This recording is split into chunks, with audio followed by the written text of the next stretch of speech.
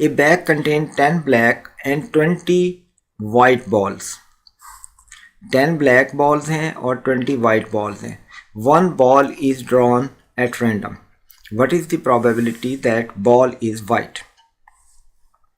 तो total cases कितने हो गए? 10 + 20 इज इक्वल टू 30।